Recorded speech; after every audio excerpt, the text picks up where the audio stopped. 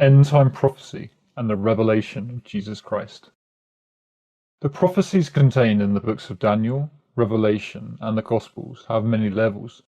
Each one is valid, but only if approached from a sincere desire to know and obey the truth. The revelation is an integral part of the whole message of God in the Bible, and the key to understanding the book of Revelation. There are three main ways of interpreting the prophecies in Daniel and the Revelation, and they are all valid to some extent, as long as they are taken in their proper perspective. The first and least valid interpretation is that the events prophesied in the Revelation have already been fulfilled. Certainly, the events of 70 AD fulfilled Jesus' prophecy about the destruction of the temple, Luke 21 verse 6, and about the encirclement of Jerusalem by the Roman armies, Luke 21 verse 20.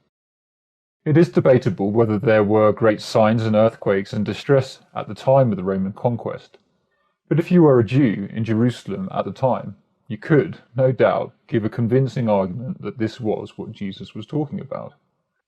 Then there was the year 1666, with its ominous 666.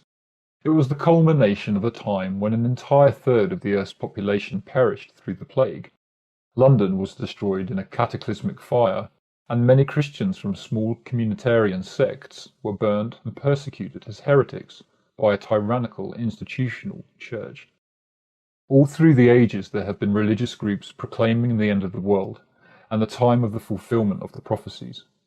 However, the major and crucial point against the argument that the prophecies have all been fulfilled is that Jesus says, "And then they shall see the Son of Man coming in the cloud with power and great glory," Luke 21 verse 27, near the end of a sermon about the fulfillment of the end-time prophecies. It is emphasized in Matthew's version of the same sermon that this second coming is visible and tangible to all people, Matthew 24 verse 27 and Matthew 24 verse 30, and that it marks the destruction of all who rebel against God. The Revelation says that this is the beginning of the 1,000-year reign of Christ on earth, Revelation 11:15, Revelation 19 verses 11 to 21, and Revelation 10 verses 1 to 4. These events obviously have not happened yet. The second way of interpreting the prophecies is to skip over historic occurrences and to view them as symbolic of the battle between good and evil, where love appears to lose but ends up magnificently triumphant. Every Christian has his or her own tribulation to go through, 2 Timothy 3 verse 12, and we each experience the coming of Christ in our own life if we hold on to the truth. The Revelation appears to speak of the judgment that is relevant to people of all times, not just the end times, Revelation 20 verses 12 to 13. This is a safe interpretation, but there are too many specifics about times and events for it to be the only valid interpretation. These prophecies consistently predict a worldwide crisis of a magnitude beyond ever seen in history, and one that will never come again, Matthew 24 verse 21, Mark 13 verse 19, and Daniel 12 verse 1. It is a time which represents the peak of power for the forces of evil, but it ends with the supernatural destruction, or at the very least the imprisonment of those same forces. Revelation 6 verses 16 to 17, Revelation 11 verse 18, and Revelation 20 verses 10 to 15. One basic theme of the Revelation is that the meek, loving Lamb which was slain, Jesus, is victorious over the dragon, Satan, and the beast. This not only refers to the spiritual victory of love over hate, but also appears to refer to a future world empire and or leader, the beast, that follows and is possessed by Satan. The time for the historical fulfillment of many, if not most, of the prophecies in the Revelation may be in the near future. However, some have already been partially fulfilled, simply because the cornerstone of today's society is the same as that which has existed since the time of ancient Babylon. The forces which are leading to the fullness of the prophecy's fulfillment are around right now. It is just that today sees the culmination of many historical developments which have been working together to lead us toward a new world empire, 1 John 2 verse 18. This coming world empire is not an altogether new development. It is simply the culmination of all the human governments of history. In one of the most accurate and verified prophecies ever, Daniel foresees all the world empires from his time until the kingdom of heaven comes and destroys the final empire. Daniel 2 verse 44, Daniel 7 verse 18. Daniel interprets a dream about a statue, predicting the Persian, Greek and Roman empires. Daniel 2. Later on he sees four beasts which symbolize in turn the four empires: the Babylonian empire of his day, the Persian empire, the Greek empire and the Roman empire. Daniel 7. Daniel notes that the fourth beast is diverse from all the others, exceeding dreadful, and the main emphasis of the rest of the prophecies in the Revelation, as well as Daniel's, is about this beast. The Roman Empire, or, more accurately, a unique empire represented by the 10 toes, which rises from the ruins of the Roman Empire. It appeared that the Roman Empire fell a few hundred years after Christ, but it actually divided into East and West divisions that remain to this day, and which were actually predicted by Daniel. The two legs of the statue in Daniel's dream fit perfectly with the continuation of the Roman Empire as it co-opted and almost destroyed Christianity in two forms: the Byzantine Empire, which was the origin of the Russian and Greek Orthodox churches, and the Holy Roman Catholic Empire. The two major world powers today are direct descendants of these two empires. Although the communists have supposedly thrown off their feudal Byzantine heritage, the same spirit of tyranny remains, and although Protestant capitalism supposedly left Catholic feudalism behind, the same hoarding of wealth that was the shame of the Church is even more the definitive characteristic of the Western world. In the same way that the iron and clay in the feet of Daniel's statue would not mix, the present system of man is divided, yet still possesses the strength of the Roman Empire. Daniel 2 verse 43. But these divisions will be overcome in the final empire to emerge. The fourth beast has 10 horns, a characteristic that links this empire to the one spoken of in Revelation 17, and Revelation 12 verse 3, and Revelation 13 verse 1, which has 7 heads and 10 horns. An angel explains to John that these heads symbolize 7 world empires, of which 5 are fallen: Egypt, Assyria, Babylon, Persia, and Greece. One is Rome, and the other is yet to come. This last one appears to be a future world government, which gives rise to a world leader, who will be the most powerful earthly leader there has ever been. He will be totally against God, and he will gain his power directly from Satan. Revelation 13. Even though this final empire only appears to last for a few years right at the end of history, it is the ultimate empire, in that it embodies all of the worst, and perhaps the best as well, in all of the empires of human history. It certainly is the most significant one in prophecy. Revelation 17 goes on to say that this beast, that is the last world empire, is red, Revelation 17 verse 3, and that a prostitute called Babylon the Great sits on it. An angel tells John that the prostitute is a great city that reigns over the kings of the earth, Revelation 17 verse 18. Another angel goes on to explain that the main feature of this city is its wealth and importance as a place for trade, Revelation 18. An interpretation that fits well with modern-day events is that the beast is Russia, red equals communist, and the whore is the USA. Like a prostitute, America talks of love, represented by institutional Christianity, but it really only wants money.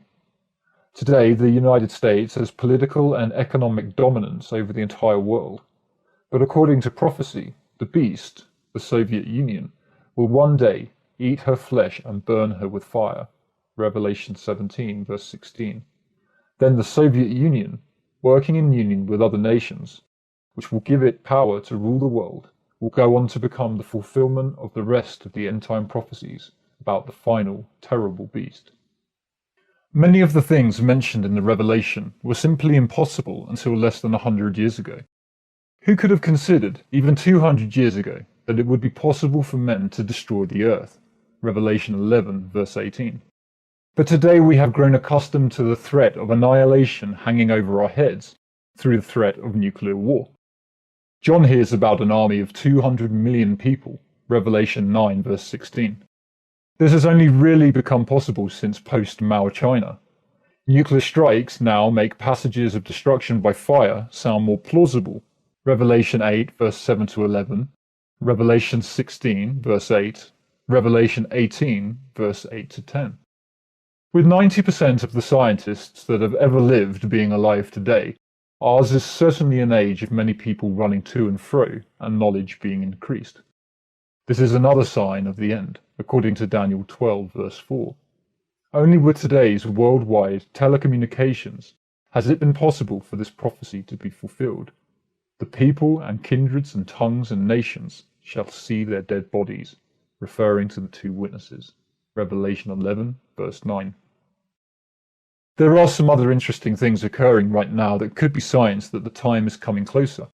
The number 666, Revelation 13, verses 16 to 18, appears as a fundamental code built into the universal product classification system, known as the barcode. This is a development of technology that is amenable to some sort of universal person classification system, and the cashless society based on a mark, perhaps some form of a barcode, without which one cannot buy or sell. The star which falls to earth and makes the waters bitter so that many men die is called wormwood, which is translated as Chernobyl in Ukrainian. Radiation poisoning of water fits this prophecy perfectly, although the level of death which actually occurred, at least so far, is nowhere near the level prophesied. Revelation 8, verses 10 to 11.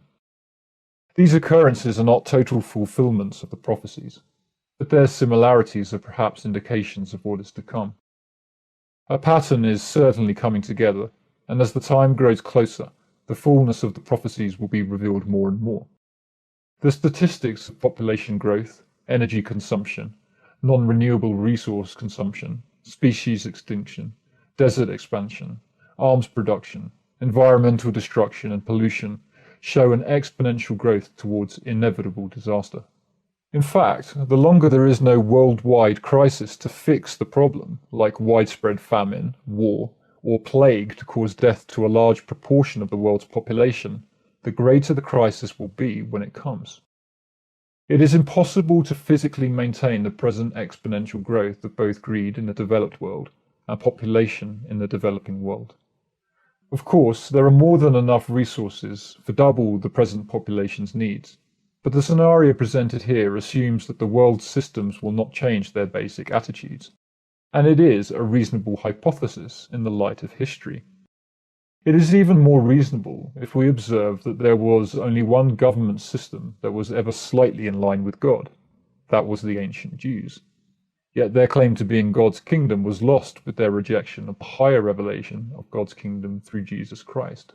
Galatians 2 verse 16 and Galatians 2 verses 28 to 29. Actually, there is much in prophecy to suggest that the Antichrist will, at least initially, claim to be the Messiah, coming to usher in the millennium of peace, with his government posing as the visible kingdom of heaven, bringing peace and prosperity, Daniel 8 verses 23 to 25, and deceiving people into believing that he is the Christ, Revelation 13 verse 11, Matthew 7 verse 15, and Matthew 24 verse 24. One of the most widespread themes of the increasingly popular and mainstream New Age movement is that disaster, Great Tribulation, can be averted if enough people change their consciousness to align with an emerging thought pattern which arose in the 60s. This new pattern, at first, appeared to be more in tune with the practical applications of the teachings of Jesus. It included such emphasis as simple living, a caring attitude, sharing, being against the system, and a lack of the hypocrisy that is so prevalent in the churches. However, as we go into the 90s, the New Age movement is becoming increasingly materialistic and increasingly aligned with the system. And with such an alignment, it is quickly gaining momentum and respectability. Indeed, because it doesn't even claim to be Christian, its potential excesses are far beyond that of the church, and its emphasis on hedonism, the occult, and spiritism leave the door wide open to acceptance of Satan himself as the new Messiah.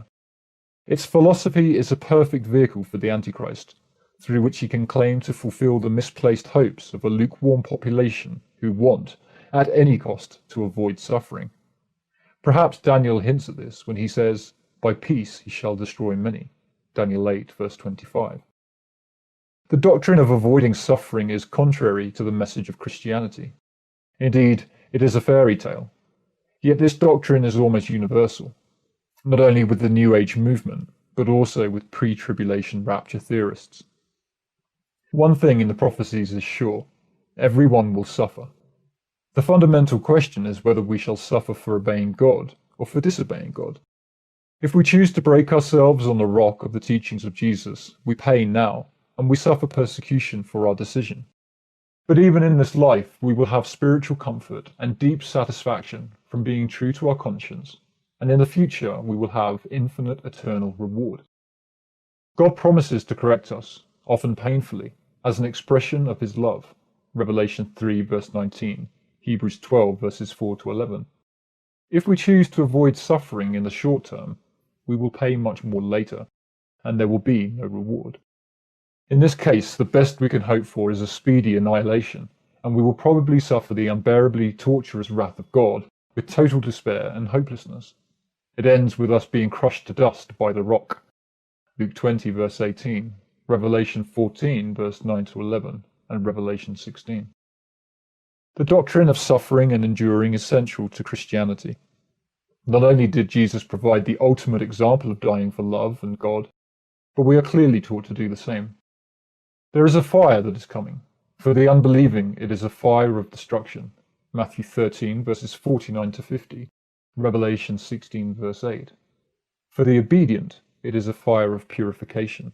Mark 9 verse 49. To the Christians who endure to the end, in obedience to God, and who overcome, belong rewards that include eternal life, salvation, sitting on the throne with Jesus, being God's children, and other things that are hard to understand at present, probably because the dimension of heaven is quite different from what we are used to on earth. Revelation 2 verse 26, and Revelation 3 verse 5, verse 12, and verse 21. The Revelation talks of a great persecution of Christians by the Antichrist. Revelation 12 verse 13 and 17. At this time it will seem that the Antichrist has totally destroyed the Christians. Daniel 7 verse 21 and verse 25, and Revelation 13 verse 7. Many who were thought to be true Christian leaders will lose their faith. Daniel 11 verse 35. But this is only so that Christians will be truly tested, to see if their ultimate faith was in God. Revelation 13 verse 10, or whether it was in their religious leaders. The testing will also be to see if we will truly obey, endure, and overcome, no matter what. It is hard to say for sure exactly how difficult these times will be. It seems that God will leave it up to our free will whether or not we shall disobey him. The Bible says that he will not give us testing beyond which we can endure. 1 Corinthians 10 verse 13. However, what we think is unendurable is not always what God thinks we are capable of enduring. A central passage of the Revelation talks about a universal marking system without which no man might buy or sell. Revelation 13 verse 17. Those who accept this mark shall drink of the wine of the wrath of God, which is poured out without mixture into the cup of his indignation, and be tormented with fire and brimstone. Revelation 14 verse 10. God's people are described as those who had gotten the victory over the beast, and over his image, and over his mark, and over the number of his name. Revelation 15 verse 2. The number of the beast is 666. Revelation 13 verse 18. And this number is an important clue to understanding the way which God uses to separate his children from the devil's. There is only one other place in the Bible where the number 666 appears. It is in the number of talents of gold that Solomon received in a year, 1 Kings 10, verse 14. The connection between the two verses is that they are both referring to a means of exchange, or money, the love of which is the root of all evil, 1 Timothy 6, verse 10. Money is a subject that Jesus continually spoke about. It is the basis of all the empires of man, and the antithesis of faith in God, Matthew 6, verse 24. We're urged not to worry about any of our material needs, Matthew 6, verses 25 to 31, and to seek above all what God wants, Matthew 6, verse 33.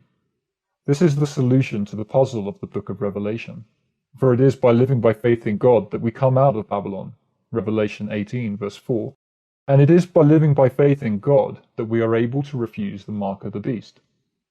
Most people will not believe that they can live without the mark, just as today most people do not believe they can live without money. If we live without owning possessions, Luke 12 verse 33 and Luke 14 verse 33, and if we trust in God for our food and clothes, in accordance with Christ's teaching, it will be a lot easier to obey the command to instantly run away, not even stopping to gather anything up in the day when the Son of Man is revealed. Luke 17 verses 31 to 36. The book of Revelation talks of the true church, the woman fleeing to a prepared place in the wilderness for the time of the tribulation, Revelation 12 verse 6, by means of the wings of an eagle, Revelation 12 verse 14. Jesus mentions cryptically in Luke's passage about fleeing that wheresoever the body is, there will the eagles be gathered together, Luke 17 verse 37. This seems to be a reference to the true church being taken to the wilderness and protected, at least to some extent. Perhaps the eagles are some form of air transport that will bring scattered Christians together away from the system. Time will tell. The concepts of not working for money, working for love, and trusting God all work together to form a theme that not only solves the puzzle of the revelation, but that is a recurring theme throughout the whole Bible. The wilderness faith of the Christians in the tribulation is paralleled by the experience of the Jews in the Exodus from the Egyptian Empire, Exodus 12 and onwards, where they were fed manna which fell from heaven for 40 years. In the very beginning of the Bible was the curse that God put upon disobedient Adam and Eve. Most of the curse involved having to work in the dust for food, agriculture, instead of eating freely from the tree of life. But Jesus has set us free from the curse of working for food, Galatians 3 verse 13. He even commands us not to do so, John 6 verse 27. After the events of the tribulation, the faithful people who did good works, Matthew 25 verses 31 to 46, and Revelation 20 verses 12 to 13, receive the tree of life back again, with the curse totally lifted, Revelation 22 verse 2 to 3. The book of Revelation is part of the overall message of the Bible, and it has great relevance to how we should live our lives right now, as well as having relevance in the times of the end. Even if the time of the fulfillment of the prophecies was not about to come, it would still be relevant, because the book is really the revelation of Jesus Christ, and it is specifically for those who obey Jesus Christ. Revelation 1 verse 1 and Revelation 22 verse 6. As John says, the time is at hand, Revelation 1 verse 3. There is teaching in this book which we are urged to keep, Revelation 1 verse 3 and Revelation 22 verse 7. Obedience to the teachings of Jesus is a major key to understanding this book, especially, but not exclusively, in the end times. It seems that the rewards are for all of God's people throughout history. The price is all that we have, Luke 14 verse 33, but the reward is more than we can possibly imagine, Matthew 19 verses 27 to 30, and Revelation 21 verse 7. And behold, I come quickly, and my reward is with me, to give every man according as his work shall be. I am Alpha and Omega, the beginning and the end, the first and the last. Blessed are they that do his commandments, that they may have right to the tree of life. Revelation 22 verses 12 to 14. He that overcomes shall inherit all things, and I will be his God, and he shall be my son. Revelation 21 verse 7.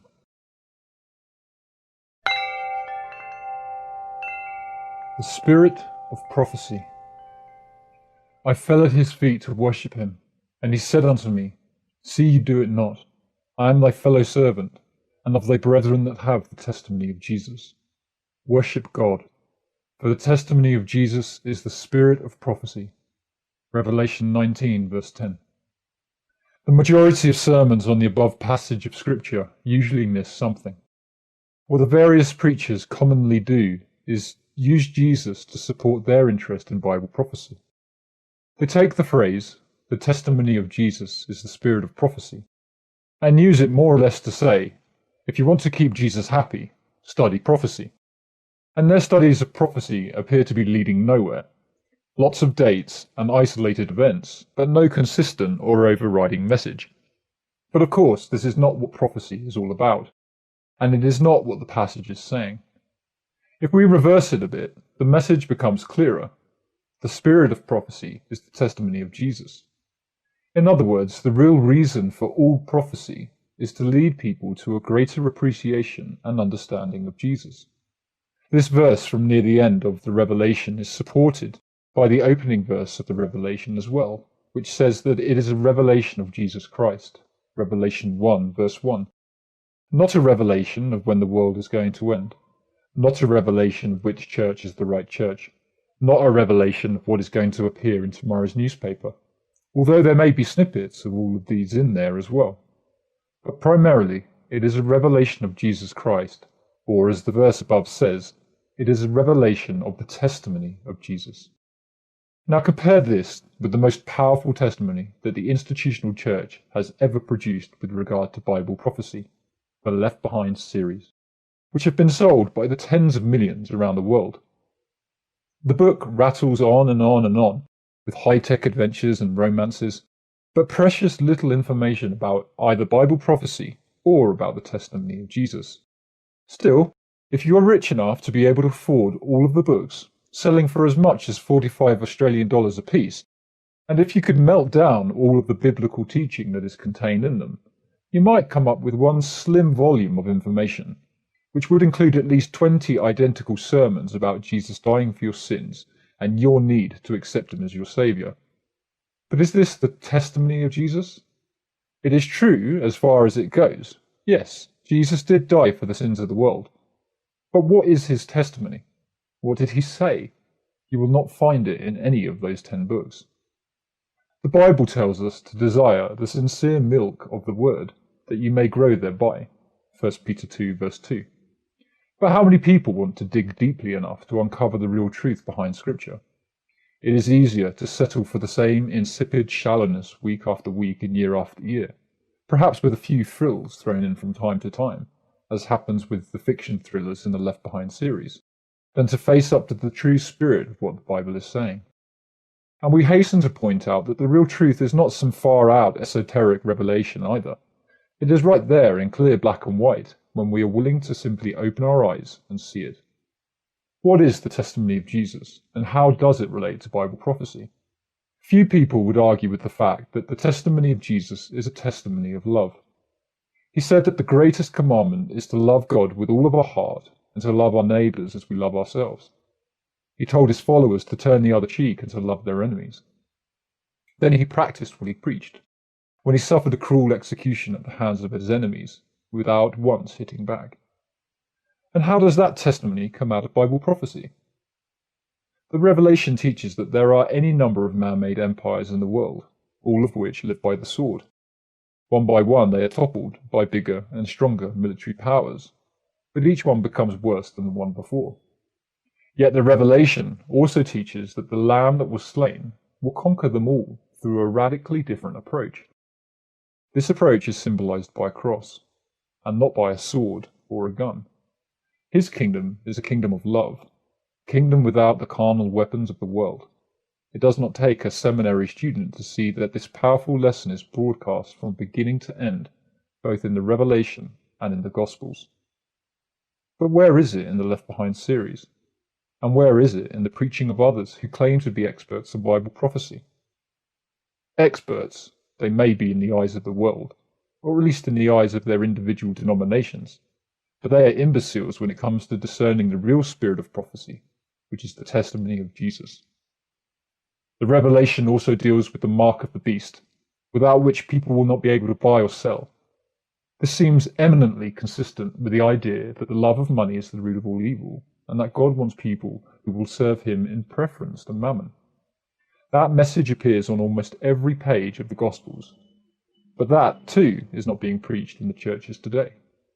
We live in a world that is almost universally concerned with power and wealth, at the same time that much of that world claims to be following the one who taught that his kingdom will be built on humility and poverty. Those who seek the former end up resorting to war. Their faith in money leads them to kill and plunder. Those who put their faith in Jesus and in the kingdom that he came to build seek to show love to all who will receive it. This is the spirit of prophecy. This is the testimony of Jesus. Without it, all of our religious talk and activity is worthless.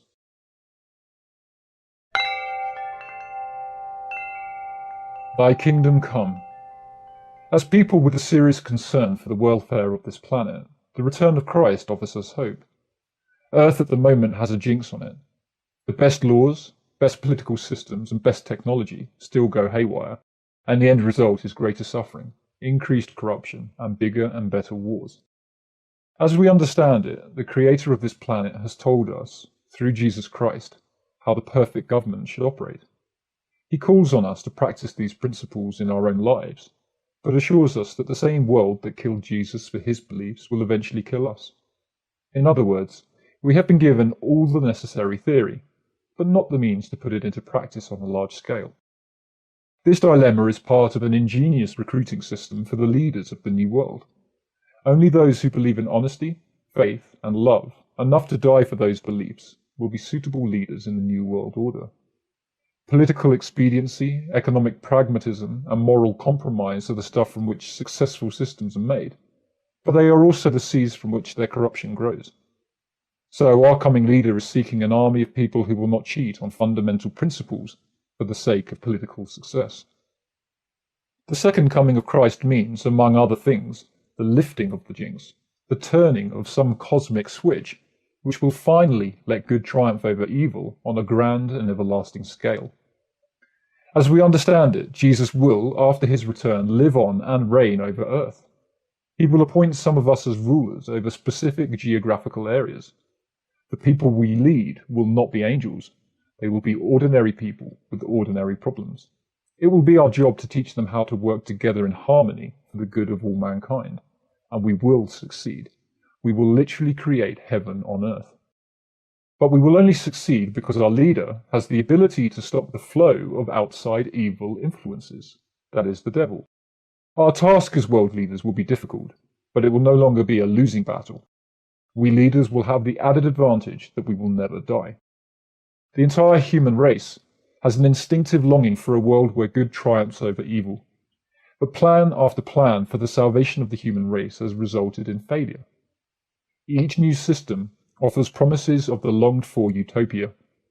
Some put their hopes in new systems, some give up hope altogether, but we look for the return of the one we call the Son of God, who alone can rule the world in fairness to all. In the meantime, we strive to practice daily the principles that he taught. This, and the persecution that accompanies it, is our training for the day when our leader returns to establish God's kingdom on earth.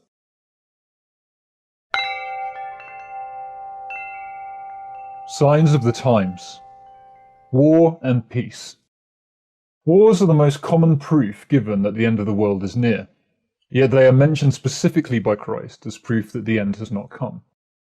You will hear of wars and rumors of wars. Do not let this trouble you, for all these things must happen, but the end is not yet. Matthew 24, verse 6. An increase in the number, intensity, and rumors media coverage of wars does, however, lead to an international craving for a single world government to end all wars. Jesus called an increase of wars and natural disasters the beginning of sorrows. Matthew 24, verse 8. The world government that arises in response to all these disasters will be a truer sign that the end is near. Its trademark will be a false peace, or time of worldwide prosperity. The Hebrew prophet Daniel says of the final world ruler, he will come in peacefully and obtain power through flattery. Daniel 8, verse 21. And through peace or prosperity, he will destroy many. Daniel 8, verse 25. Quakes, famines, and plagues. Another part of the beginning of sorrows will be natural disasters. Two of these, earthquakes and famines, have dramatically increased in this century, though an even more dramatic increase may be yet to come. The third disaster, plagues, may be just beginning, and AIDS may be only a part of it. These disasters are likely to lead to a call for a global organization to combat them. Denominationalism. A proliferation of so-called Christian denominations was seen by Jesus as another part of the beginning of sorrows, which may also require a strong central government to control it. Matthew 24, verse 5. The ecumenical movement is an attempt to reverse the trend toward more and more religious leaders claiming authority or an anointing from God. Christ simply means anointed one. A little diversity has turned into a lot of confusion, and churches everywhere are losing credibility because of their inability to get along with one another. Unfortunately, the remedy may prove worse than the disease. A single, monolithic religious structure, without a change in the hearts of the individuals within it, will only lead to atrocities against non-conformists, as always happens with religious/political dictatorships. In all attempts toward religious union, not one union has been made with the teachings of Jesus as the basis for determining what to accept and what to reject. The builders have left out the cornerstone, and what they are building will only amount to a false unity and a diabolical bride for the coming world dictator. The Fall of America. Armageddon, Revelation 16 verse 16 and Revelation 19 verses 19 to 21, is a battle in which Russia and the forces of world communism are destroyed. Tubal and Meshech in the Ezekiel 39 account have been translated by some as Tobolsk and Moscow. The present, apparent collapse of communism suggests Armageddon is over and it is time for the reign of Christ. But communism, or the beast that will rule the world, has most likely only received a deadly wound from which it will soon recover. Revelation 13 verses 3 to 12. Two symbolic powers exist in the last days: an atheistic anti-Christian beast which blasphemes God, and a prostitute which dominates world trade. The prostitute sits on the beast, Revelation 17 verses 3 to 5, as America is doing with communism.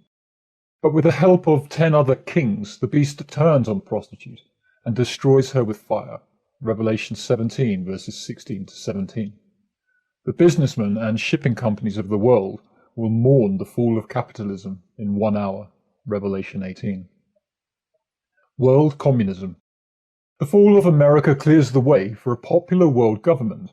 Its leader will control a 10-nation council from which he receives his authority to govern, Daniel 7 verse 24. A new economic policy will vastly increase production, resulting in worldwide prosperity. But the government will refuse to recognize God, and the world ruler will turn against all who have faith in God, Daniel 8 verses 24 to 25. Communism is the ultimate counterfeit of the kingdom of God, Acts 2 verses 44 to 45. Though we support its ideals, we oppose its efforts to eliminate God. The use of religion by the rich and powerful to keep people in line is certainly wrong, but this is not what communism objects to. For communists too have used the institutional church as a tool of the state. The false superchurch. Left-wing church leaders who lack courage to live and preach voluntary Christian communism are becoming more sympathetic to and used by world communism to bring about change. But there is no such thing as a just war if it is led by unjust people.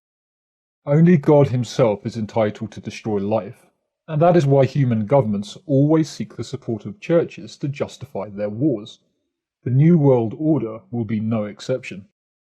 It seems the coming ruler will bring about universal religious harmony by rebuilding Solomon's temple in Jerusalem, thus allowing Jews to resume offering animal sacrifices. Plans have been put forward for a temple which would include an area for Jews, one for Muslims, and one for Christians.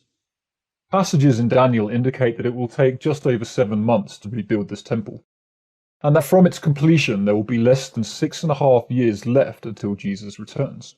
Daniel 9 verse 27, Daniel 8 verses 13 to 14. Note, the term week in the King James Bible is translated as 7 years in most other translations. The Great Tribulation.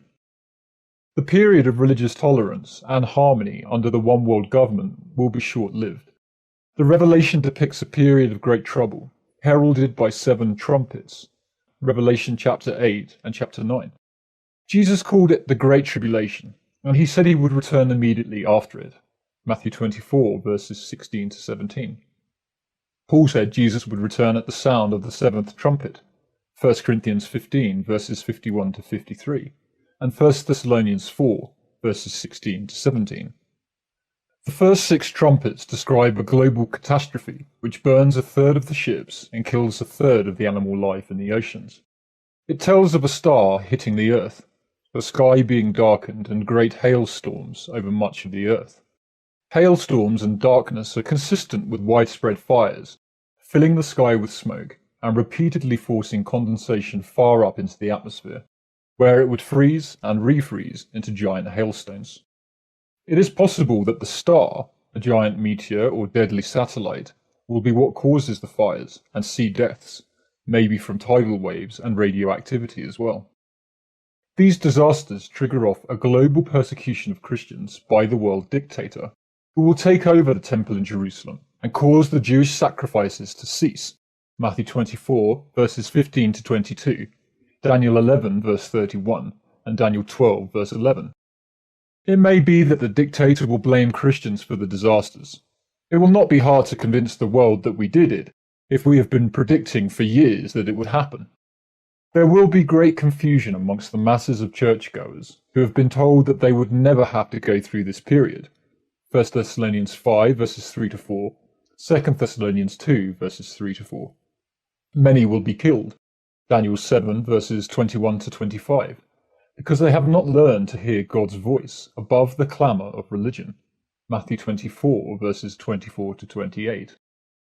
Idealists of many persuasions will look to Christians for leadership, as they too flee from the colossal deception of the government in which they had put their trust. Daniel 11, verses 32 to 35. Many of us will die during this period, but our witness will go into all the world. Revelation 6, verse 11, and Revelation 7, verse 14. The Church in the Wilderness.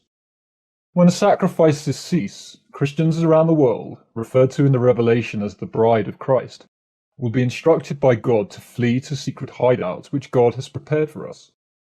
If necessary, he will give us supernatural assistance to reach our place of refuge. Revelation 12, verse 6, and Revelation 12, verses 12 to 14, where we will survive, at least some of us, 3.5 years until Jesus returns. Revelation 12 tells of a cosmic struggle between good and evil. The battle starts with the Virgin Mary giving birth to Jesus as the devil tries to destroy her son. Revelation 12 verses 1 to 4, as Herod did in Matthew 2. Jesus eventually ascends to heaven where he reigns in triumph over the devil. Revelation 12 verses 5 to 12. When the devil knows there is little time left before Jesus returns, he begins an all-out war on the woman and her descendants. Revelation 12, verse 13 and verse 17. Mary is symbolic of the true church, or all true followers of Jesus. Luke 8, verse 21. The sudden escape to the wilderness is described in Luke 17, verses 28 to 37, where Jesus commands us not to delay when he tells us to move. Luke 17, verse 31. It seems that during this 3.5-year period, immediately prior to the return of Jesus, and for 3.5 years immediately prior to that, the true church is at least a visible organization. Daniel 9, verse 27. God's Spirit organizes all truly sincere people in the world into 12 tribes of 12,000 people each, possibly in 12 different locations around the globe. Revelation 7, verses 4 to 8. The 12 tribes don't just survive during these final terrifying years. Instead, they actively recruit thousands, if not millions, of other believers, many of whom will be executed for their faith. Revelation 7, verses 9 to 14, Daniel 7, verse 21 and 25, and Daniel 11, verses 31 to 35. There is no organization you can join that can guarantee you will be part of this elite army. You can only prepare yourself by actively seeking the truth every day, and by learning to instantly obey anything God directs you to do. The Mark of the Beast. Revelation 13, verses 15 to 18, says that all the world will be linked to a system which does not allow people to buy or sell without showing a mark that they have either in their right hand or in their forehead. More and more economists are predicting exactly the same thing in the form of an implanted silicone chip, which will identify every individual on Earth. The Bible gives solemn warning against ever accepting this mark. Revelation 14, verses 9 to 12. It may be that the only way anyone who does accept it can be saved will be to take passages like Matthew 18 verse 8 literally.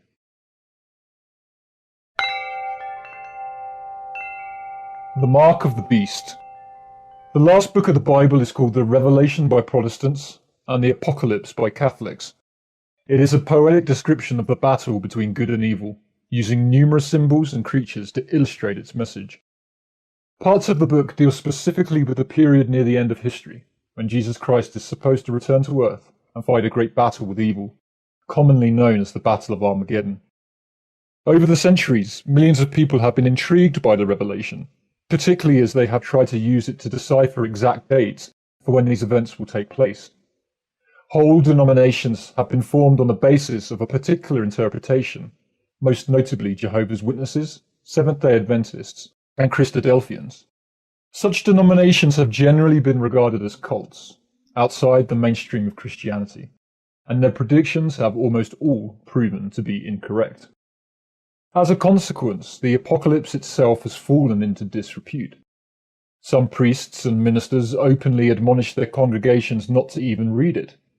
Amongst Protestants, doctrines about health and prosperity have replaced talk about the world ending or Jesus literally returning to earth. On the whole, the institutional church is heading into the 21st century with more concern about the here and now of religious experience than with promises of divine intervention, which have been almost 2,000 years in coming.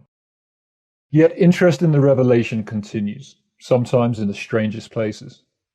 Passages which once required faith in a particular theologian's interpretation to be of interest now only require a little knowledge of world events, particularly in the area of computer technology. The Omen trilogy, released in the late 1980s, spawned a number of other films dealing with the subject of a coming world ruler who would be the son of Satan, in much the same way as Jesus Christ is the Son of God. In this decade, rock groups like Iron Maiden have had such hits as The Number of the Beast. The title refers to the number 666, or the mark of this world ruler, mentioned in the 13th chapter of the Revelation, and Stephen King regularly plays with apocalyptic themes in such books as The Stand. Like the cults that preceded them, the new gurus of the Revelation continue to exploit fear and to promote superstition. Real answers to the questions that they raise continue to be scarce or non-existent. Many passages in the Apocalypse require comparisons with similar passages in the writings of the Hebrew prophet Daniel before they can be understood. An exception is the one relating to the mark mentioned above. The Revelation talks of a beast being given authority over every tribe, nation, language, and race. All people living on earth will worship it, except those whose names were written before the creation of the world in the book of the living. Revelation 13, verses 7 to 8, today's English version. The passage goes on to say, "The beast forced all the people, small and great, rich and poor, slave and free, to have a mark placed on their right hands or on their foreheads. No one could buy or sell unless he had this mark, that is, the beast's name or the number that stands for the name. This calls for wisdom. Whoever is intelligent can work out the meaning of the number of the beast, because the number stands for a man's name. Its number is 666. Revelation 13, verses 16 to 18, today's English version. During the Protestant Reformation, it became popular to refer to the Pope as the Beast, or Antichrist. The official Latin title for the Pope, Vicarius Filii Dei, which means in the place of God, contains a number of letters which are also used as Roman numerals, V, I, C, L, and D. If these are all added up, they total 666. In recent years, people have used far more contrived systems for naming any number of world leaders as the Antichrist. Someone devised a system for ascribing numerical values to every letter of the English alphabet, and came up with a sum of 666 for Henry Kissinger's name. An even more contrived system was used to make Mikhail Gorbachev the Beast, using the Russian alphabet. Ronald Wilson Reagan was called the Beast just because his first, last, and middle names all had 6 letters in them. But while attempts to name the Antichrist using the dreaded number 666 have not proven convincing, In recent years, attention has turned to the predicted use of the number 666. The Expositor's Bible commentary, published by Zondervan Publishing House, dismisses attempts to name the Antichrist and emphasizes that the number 666 relates to socio-economic control in general and is somehow connected with idolatry and blasphemy. Working on this approach, a number of people have been led to question the growing use of the number 666 in relation to banks and computers. Press reports relating to smart cards and a coming cashless economy often sound like they were taken directly from the Revelation. Through the use of a tiny microchip, the size of a grain of rice, on smart cards issued to every citizen on Earth, and a huge central computer base, every business transaction on Earth could be monitored and recorded. No one would be able to buy or sell without the microchip. And when people have been sufficiently educated in the use of smart cards, it would only be a short step to remove the microchip from the smart card and implant it under the skin of the right hand, or on the forehead if the recipient is missing a right hand. The implant could be achieved painlessly and invisibly, and it would eliminate the problems of lost or stolen credit cards. In Australia, two Christians walked into a branch of the ANZ Bank with barcodes emblazoned on their bald heads, and just their presence so infuriated bank staff that police were called and the men were physically removed from the premises. When they returned a short while later, they were arrested and charged with trespassing. Out on the street, other bald accomplices were distributing a short leaflet, warning people against moves towards such an economy. Here is what it said. Antichrist, the diabolical being opposed to the true Messiah. The end of the world will be heralded by his last desperate attempt to bring about the victory of the powers of evil, but he will be finally vanquished by Christ at the second coming. There was a strong belief in the Middle Ages that the Antichrist would arise in Rome. This led to the mystic Joachim of Fior, circa 1130 to 1201, to equate him with the Pope. Page 29, Dictionary of Christian Law and Legend, J.C.J. Metford, Thames and Hudson, 1983. Beast of the Apocalypse, one of two beasts which symbolize the arch-enemies of the early Christians. This one bears the number 666, which has given rise to many interpretations. Antichrist, the prince of Christ's enemies. Many see him in the strange beasts of Revelation, sometimes thought to represent Rome, and the man of sin of 2 Thessalonians 2 verses 3 to 10, who will appear after a great apostasy before the day of the Lord, and sit in God's sanctuary claiming to be God. Others have connected Antichrist not with a person, but with an evil principle. Yet others have seen in Antichrist a reference to Caligula, the attempt of Caligula to set up his statue in the temple at Jerusalem, and the deification of the emperor and emperor worship, suggested strongly that Antichrist would come from imperial Rome. Cyril of Jerusalem states that he will be a magician who will take control of the Roman Empire, claim to be Christ, deceive the Jews by pretending to be the son of David and rebuilding the temple, and who, after persecuting the Christians, will be slain at the second advent by the Son of God. Since the Reformation, the identification of the Pope with Antichrist has been frequently made, especially in the less educated circles of Protestantism. Page 63 to 64 of the Oxford Dictionary of the Christian Church, 2nd edition, Oxford University Press, 1978. The Expositor's Bible Commentary, Volume 12, page 533, Zondervan Publishing House, 1984, on Revelation 13:18 says, "The Jews used Hebrew alphabetical numbers to indicate concealed names and mysterious connections with other words of the same numerical value. Thus, most commentators have understood John's words, 'Let him calculate the number,' his number is 666, to be an invitation to the reader to discover the identity of the beast. Irenaeus, 2nd century, believed the name would be secret till the time of the beast's future appearance in the world. In Revelation 15 verse 2, the victors have triumphed over the number of his name, which suggests a symbolic significance connected with idolatry and blasphemy, rather than victory over a mere puzzle solution of correctly identifying someone's name. A growing number of individuals and groups around the world are predicting that the present trend toward the cashless society is an evil conspiracy, aimed at controlling the entire human race. Their explanations, motivations, and solutions vary considerably. But they all agree that what we see happening in the banking world today was predicted in the 13th chapter of the Revelation, the last book of the Bible, nearly 2,000 years ago, and that it is going to lead to disaster. On the whole, these groups represent the lunatic fringe of Christianity. They include groups that are predicting dates for the second coming of Christ, as well as groups that are stockpiling weapons in anticipation of a global Holocaust. But their basic message, that the cashless society and one world government were predicted in the Bible, is gaining acceptance in a wider cross-section of both the church and the secular world. Many individuals are recognizing that there is a ring of truth in it, even if they do not subscribe to the other beliefs of the groups concerned. So what exactly is the prophecy? It is found in the Revelation, chapter 13, verses 16 to 18. The context of the prophecy is that an alliance of nations will eventually rule the world. One leader will gain control of that body. He will have widespread support, and his policies will result in peace and prosperity for much of the human race. He will succeed in getting the whole world to take a mark in their right hand or on their forehead, without which they will not be able to buy or sell. When he has total control of the world economy, he will elevate himself to the status of a god, and he will begin a massive slaughter of anyone who refuses to worship him.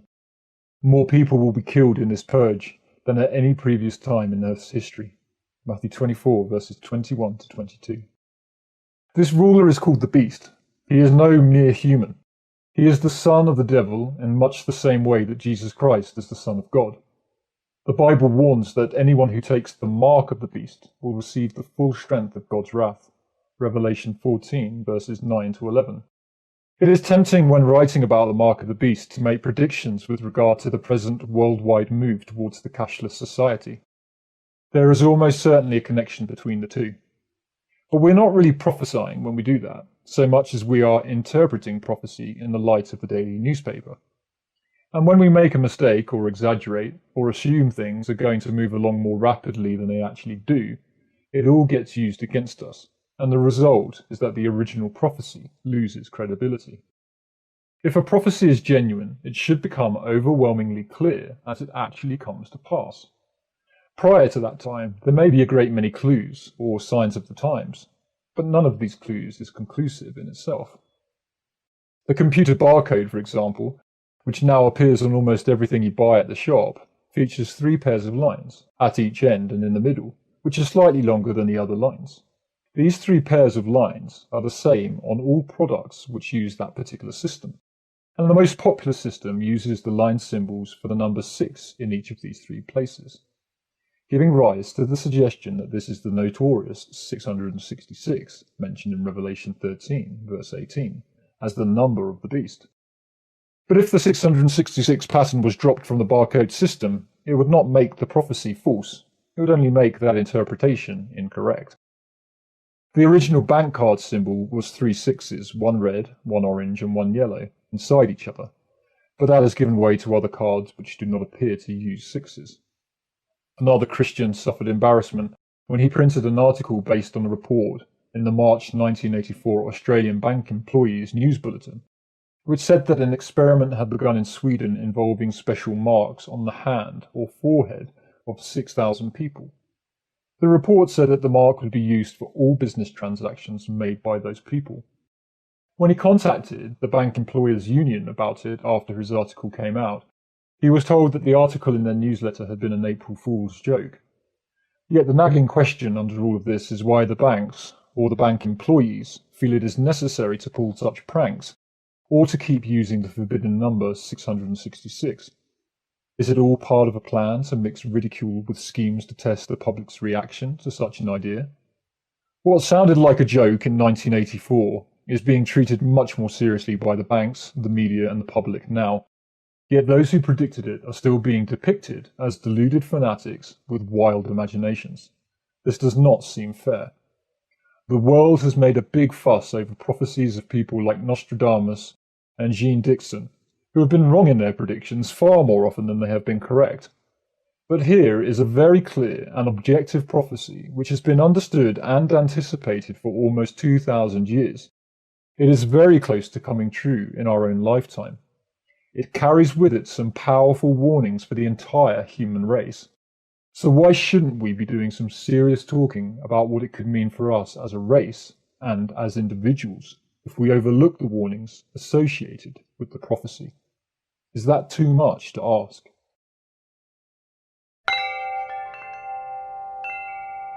Don't take the mark. In the last book of the Bible is one of the most astounding prophecies of all time. It says a world leader will arise in the last days who will try to get everyone on earth to accept a mark in their right hand or in their forehead, without which they will not be able to buy or sell anything. See Revelation 13, verses 16 to 17. And through this mark, he will be able to control the whole world. This prophecy was made nearly 2,000 years ago, before the days of paper currency, checks, credit cards, or microchips. It was unthinkable that any world leader could control the entire population of the world to that extent. And as the world's population has grown many times over since then, it has sounded progressively more impossible over the years, until now. We have the technology. Computer technology now makes it possible for people to do their shopping with a plastic card that instantly subtracts funds from their bank accounts and deposits them into the accounts of the people they buy from.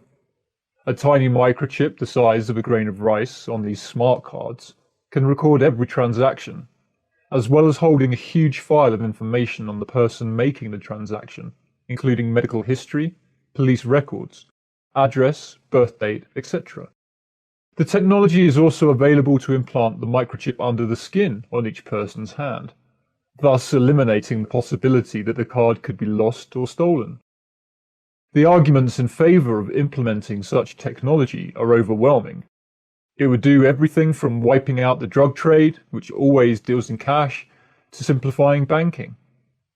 But the proponents of microchip implants keep running into opposition from people who are aware of the prophecy referred to at the start of this article. Opposition is highest in those countries where interest in Bible prophecy is highest, most notably in the United States. The context of the prophecy is that an alliance of nations will eventually rule the world, and one world leader will gain control of that body. This leader will have widespread support, and his policies will result in peace and prosperity for much of the world. But then he will elevate himself to the position of a god, and he will begin a massive slaughter of anyone who refuses to worship him. More people will be killed in this purge than at any previous time in Earth's history. See Matthew 24, verses 21 to 22. No wonder that people who have studied this prophecy are suspicious of the approaching cashless economy. But whether they are suspicious or not, the mark will come, and so will the world leader. It has been foretold, and the best that we can do is to stall its implementation.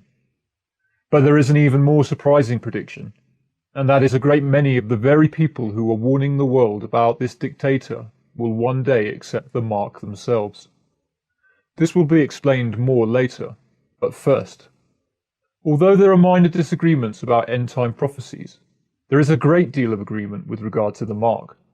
After all, it's practically happening in front of our eyes. Banks persistently push people into using cards, whether lobbying for ID cards, offering incentives to switch to plastic, or supporting the latest card fad, e.g. flybys. They have the technology to bring in the mark right now, but so far they've not been able to get the general public to accept it. Outsmarting God. But what is most concerning are the knee-jerk reactions that so many people have to this and related prophecies. Through bullets. Prophecies are not given so that the initiated can use them to outsmart God. The US militia movement, which has been linked with the Oklahoma City bombing and the Waco, Texas branch Davidian cult, has sprung from attempts by Americans to arm themselves against the coming Antichrist, another name for the coming world leader. They have made the typical American blunder of thinking that weapons can buy them peace and security. Doomsday cults of all sorts have been given a bad name because of assumptions by some that they can fight violence with violence. No amount of weaponry will stop the Antichrist. Through bunkers. But not all who believe a world dictator is coming have turned to violence. Many more have turned to refuges. They stockpile supplies, buy land in the wilderness, learn survival techniques, plan escape routes, build fallout shelters, and just generally dig in with the aim of toughing it out during the persecution of people who do not take the mark, or in some other way conform with the coming one world government. Obviously, this is much safer than the militaristic approach, but it still misses the point of what the Revelation passage is trying to tell us. In itself, this approach is primarily defensive, and as such, is selfish. It places one's hope in material provision, the more the better, rather than in a loving God. And through Billy Graham. On the other extreme is the ask Jesus into your heart approach. These people do nothing practical. They get ready to die, but they do little or nothing about changing their present lifestyle. You don't need Bible prophecy to tell you that it is important to get right with God before you die. But if the prophecies are going to be fulfilled in the near future, then there must be something practical that we should be doing to prepare for them now. Listen to the Lamb. The answer lies in a broader understanding of prophecy. The full name of the last book of the Bible is the Revelation of Jesus Christ. And the opening verses tell us that it is a revelation given specifically to the servants of Jesus Christ. If you are not ready to serve, that is, obey Jesus, you'll never find solutions to problems predicted in the Revelation. The Revelation features a lamb and a beast. The beast, the final world dictator, appears to have total power over the inhabitants of the earth. But the lamb, Jesus, conquers the beast in the end. Unless people are motivated to study and obey the teachings of the Lamb, they will never be able to escape the mark of the beast. The passage about the mark goes on to say that it is somehow related to the name of the beast, or the number of his name, which is 666. Computer barcodes include 3 identical pairs of lines at the left, right, and center of the lines representing the number of the product you are buying. These 3 pairs of lines are slightly longer than the others, and in the most widely used coding system, they are the 2 lines that represent the number 6. 3 sixes keep popping up each stage of the move towards a cashless society. Bank cards featured 3 sixes inside of each other, 1 red, 1 orange, and 1 yellow, which supposedly represented the letter B. The key card turned a 6 on its side and said it was a key. See Revelation 13, verses 16 to 18. Wiser than Solomon? If we turn to the Bible to unravel the mystery of the number, looking for the number 666 elsewhere in the Bible, we can find it in 1 Kings 10, verse 14, where it says, "The amount of gold that came to King Solomon in 1 year was 666 talents, about 25 tons." The Lamb, Jesus, referred to the events of this same chapter twice in his teachings. Once when he said his teachings were greater than Solomon's wisdom, and yet the Queen of Sheba came to hear Solomon's wisdom, giving him all this gold in appreciation. See Matthew 12, verse 42. And once when he said that all of Solomon's wealth could not compare with what God could provide for those who would stop working for money and start working for God. See Matthew 6, verses 24 to 30. Jesus obviously expected people to listen to him in preference to Solomon. The prostitute and the bride. 2 other characters in the Revelation are a prostitute, called Babylon, see Revelation 17, verses 1 to 5, and the bride, called Jerusalem, see Revelation 21, verses 1 to 10. In the Gospels, Jesus called this bride the kingdom from heaven, and he taught that God would provide the basic needs of anyone whose first goal in life was to promote this kingdom. See Matthew 6, verses 31 to 33. Babylon, as such, is not mentioned in the Gospels. Instead, Jesus says we have a choice between working for God or working for money.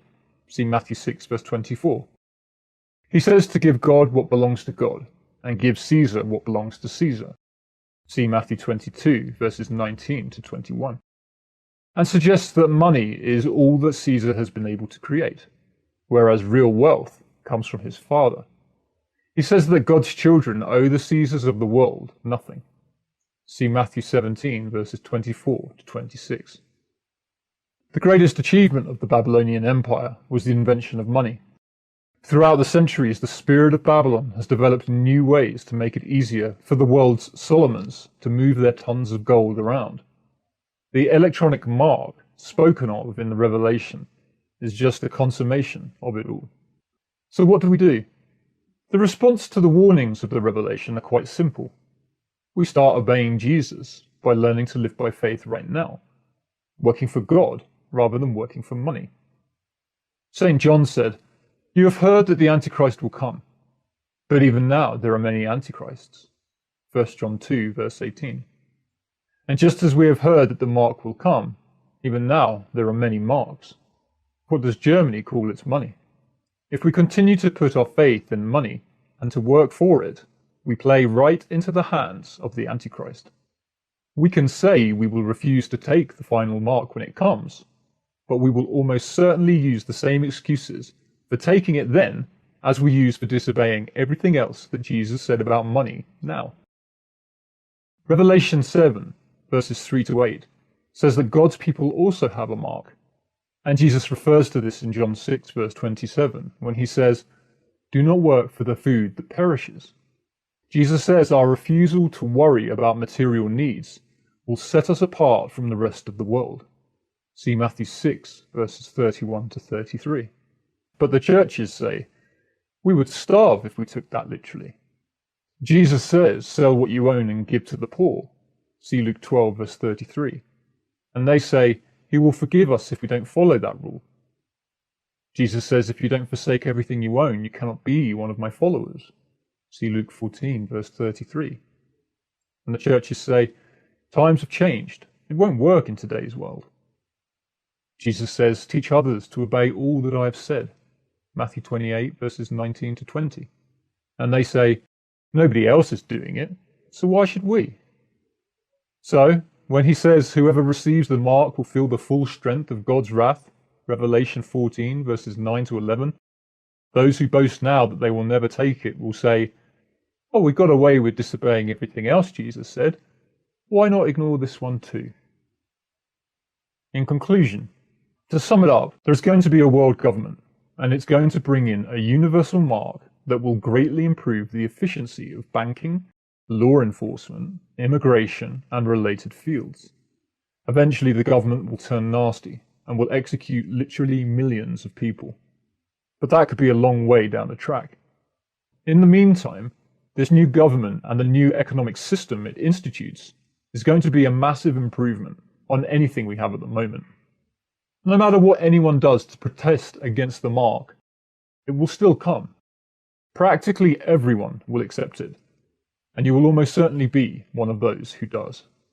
The only exceptions will be those who have taken the teachings of Jesus very seriously. If you're not more interested in knowing what Jesus taught than the Queen of Sheba was in knowing the wisdom of Solomon, remember, she paid tons of gold to hear what he had to say. Then forget about it. You're pretty well destined to take the mark anyway, and you may as well eat, drink, and be merry until the end comes. Of course, if you are interested in following the teachings of Jesus, you can find them in the first 4 books of the New Testament. The Gospel according to Matthew, according to Mark, according to Luke, and according to John.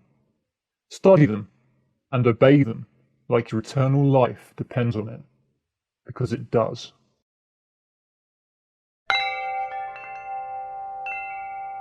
The 12 Tribes. Reference to the 12 tribes, or the 144,000, in the Revelation appears, at first glance, to be obviously talking about the 12 tribes of Israel. Because of that, many people have tried to build theories about Bible prophecy, which make the Virgin Army of Revelation 7 something other than the Christian Church. The problem is that such theories are based only on a superficial reading of the passage, a reading which both overlooks the bigger picture and overlooks the finer details as well. The bigger picture being discussed here takes 2 forms. One is the overall Christian message, and the other is the overall fruit of any theory based on the 144,000, or the 12 tribes of the Revelation being the Jews. Strangely enough, every time people, including the Jews themselves, have taken a purely physical, that is, genetic approach to the chosen people, it has borne bad fruit. It has led to racism amongst Jews who have taken that approach, and it has led to racism against Jews by Gentiles who have taken that approach. To start with, the 144,000 cannot come from the Jews as we know them today, because the Jews are only one tribe, or two if you count Benjamin, out of the original 12 tribes that descended from Jacob, who was later called Israel. We get the name Jew from the tribe that they primarily represent, the tribe of Judah. The other 10 tribes disappeared through intermarriage with the system during various captivities. There is no way to resurrect them in a physical sense. To illustrate that, imagine there was just a handful of blacks left in the world and they all intermarried with whites. They would have children with dark skin, but not with entirely black skin. Their children would then intermarry for generation after generation, until finally there would be no black people left in the world. Certain genes would still be there, scattered out all over the earth, but the only way to get those genes back together again would be to locate all the people who had them and make sure that they only married each other for generation after generation, until you had made the black gene dominant once again in a handful of people. It would take as long to rebuild the blacks as it took for them to be dispersed. The same would be true for any plan to resurrect the lost tribes of Israel. Theoretically, this is possible, but it is totally contrary to the overall message of the New Testament. Considering that one of the fundamental lessons of the New Testament is that God was trying to build a nation of people who had the faith of Abraham and not his genes, it is rather obvious that God is not interested in the genetic resurrection of Israel, which is something we would never be able to appreciate anyway, since there would be no human way to know who had all the genes, even if God were to put the tribes back together again himself. What God is interested in is the spiritual resurrection of Israel. The original tribes included converts from the rest of the world, so that God was not even interested in genetic purity the first time around. A tribe was just a form of organization, and did not need to be restricted to descendants of a particular person. Let's assume for a moment, however, that God actually wanted to bring together the genes without destroying the free choice of people at this end of history, so that it just happened that those of us who choose to follow Jesus actually were the genetically restored tribes of Israel. As mentioned above, there would be no way to prove the theory anyway, so it would just be a theory. But it would have to be a racist theory, because it would outlaw any blacks, any Asians, etc., since they obviously aren't flesh Israelites. All the members of the 144,000 would have to have the same racial characteristics. Is that consistent with the Christian message? On top of that, even though God could bring all the Abrahamic genes together, he could not, because of our free will, guarantee that anyone with those genes was going to make the right spiritual choice this time around, any more than they did the last time around. It seems far more likely that God has brought about such a complete destruction of the tribes of Israel as to make it overwhelmingly clear that he is through with them forever. It is the spiritual Jerusalem, that which has come down from heaven, see Revelation 21 verse 2, that he is building now. Another interesting little quirk about the tribes listed in the Revelation is that they are not the original 12 tribes. Revelation 7 verses 4 to 8, cross-referenced with Genesis 49 verses 1 to 28, you'll see that the tribe of Dan has been left out, and the tribe of Joseph has been put in Dan's place. Joseph was, of course, one of the 12 sons of Jacob. However, his single tribe was originally given 2 names, after his 2 sons, Ephraim and Manasseh, sometimes giving the impression that there were 13 original tribes. In the list in the Revelation, Manasseh is a tribe in its own right, in addition to a tribe called the tribe of Joseph. Ephraim is not mentioned at all, but it could be assumed that the tribe of Joseph is really the tribe of Ephraim, thus giving Joseph 2 tribes and Dan none. It is not clear why Dan was left out. Maybe it's just something that God did to frustrate anyone trying to build a tidy little theory based on the original 12 tribes. A more spiritual argument against the 144,000 being flesh Israel is to look at the fruit that comes from such a theory. We've already mentioned that it seems to be the basis for a lot of racism, for example, the British Israel theory, which says that white Anglo-Saxons are the resurrected 12 tribes. But it also seems to be the basis of a feeling of hopelessness on the part of those exempted from the 12 tribes. What seems more likely and more consistent with the overall message of the New Testament is that we still can join the 144,000, whether we are Israelis or not, whether we are males or not, whether we have engaged in sex in the past or not. What matters is the future. Are we going to keep ourselves away from that whore, Babylon? If so, then we need to purify ourselves in the blood of the Lamb and start building that army right now. Amen?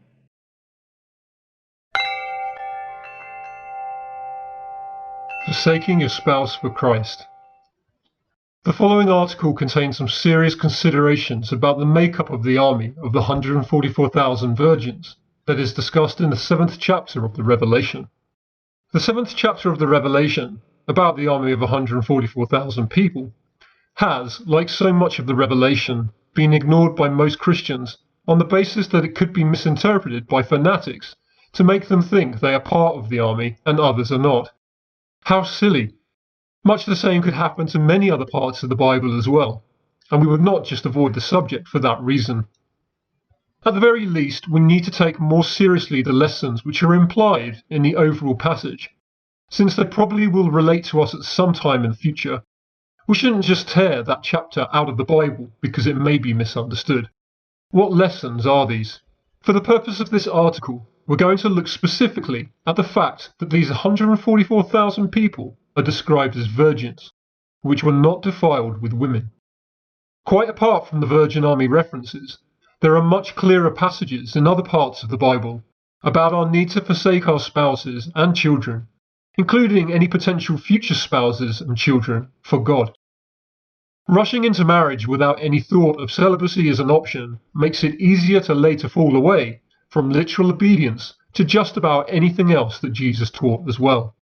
We see no point in forbidding marriage, as the Catholics do for their leaders, since the Bible teaches that such a doctrine is wrong, 1 Timothy 4 verse 3. But we do need to do like the Bible does, and be fairly certain about telling people where marriage is likely to lead them. Chances are that, if any singles get married, it could mean losing a couple more radical 100% sold out red-hot warriors for Christ. It doesn't have to be that way, but more often than not, it does. This thought about marriage not being the recommended option could reinforce the notion that the army of 144,000 may, in fact, be literal virgins, that is, celibate men who have never had sex. However, we are more persuaded that the virginity spoken of here means something more along the lines of being holy, people who have been set apart for the Master's use, and who stubbornly refuse to let sex distract them from God's will. Whether we take a totally literal approach, that is, that the army is composed only of literal virgins, or a less literal approach to the verse, that is, that the married people may also qualify, the conditions would still be pretty strict. Paul says to the Corinthians, "The time remains that those who have wives should be as though they had none." 1 Corinthians 7 verse 29. In other words, those who are married can form a part of this army, but the only way to do so seems to be very seriously, and perhaps very literally, forsaking our spouses. The Catholic Church is something along those lines, where a married man can become a priest by literally leaving his wife. The system in general is shocked by it, but the Catholics still do it occasionally. And that may be just a small sample of the kind of commitment that God wants from us. What Paul said echoes what Jesus said about how no man can come after him unless he is willing to hate his wife. Luke 14 verse 26. We are not interested in trying to break our marriages, but neither are we compelled to tolerate rebelliousness. No rebellious wives, no rebellious anybodies. Some couples may get angry at the idea of having to forsake their spouse for God, and singles may also get angry at the idea of having to forsake the idea of marriage. But the bottom line is that we have to avoid letting anyone, spouses, friends, children, stop us from putting God first in our lives. This is especially important for husbands who need to be the spiritual leaders in their families and expect their wives and children to also submit to God's authority. When you put God first, you reap the spiritual rewards, both in terms of your relationship with God and your relationship with your wife and children. Once we have it clear in ourselves that God really is the final authority, it can be quite liberating spiritually, and it will help us to not feel that we have to justify such a radical approach to any of our friends, colleagues, relatives, or other system authorities. All of these people unanimously despise authority. They despise our authority as Christians, God's authority, or anyone else's authority except their own. They are not convinced that we have found the answer in the teachings of Jesus, nor do they regard his teachings as the pearl of great price for which they would sell all that they own. This isn't to say that we don't try to be friendly with these people, but it is important to remember, fence sitters are never neutral, although they always pretend they are. In fact, they are usually the most dangerous of friends. All of these people are governed by a social conscience, that is, a need to be accepted in the eyes of others, and usually even their occasional niceties are carefully calculated to prove something to us, to each other, and/or to the system. We must at least be willing to cut our ties with all of these vestiges of respectability that each of these system and family friendships represents, and to spiritually disappear, if need be, into the great unknown in the way of all so-called cults. It is the willingness of any group to cut all ties with their families and with the system that gets them labelled as a cult in the first place. But it is this same willingness that makes them so effective. It may be time for us to discover the same effectiveness by getting off the fence on this matter of forsaking our spouses, and even our chances of ever having a spouse, for God. The standards are high, yet that is what must be preached, and toward which we should aspire.